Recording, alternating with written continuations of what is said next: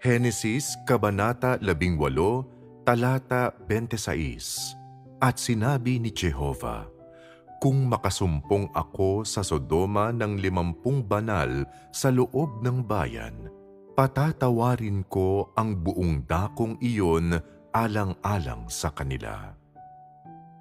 Henesis Kabanata 18, talata 29.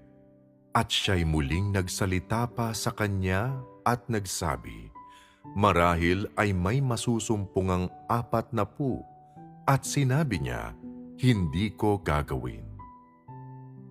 Henesis Kabanata 18, talata 30. At sinabi niya sa kanya, kung sakaling may masusumpungan 30, at sinabi niya, hindi ko gagawin.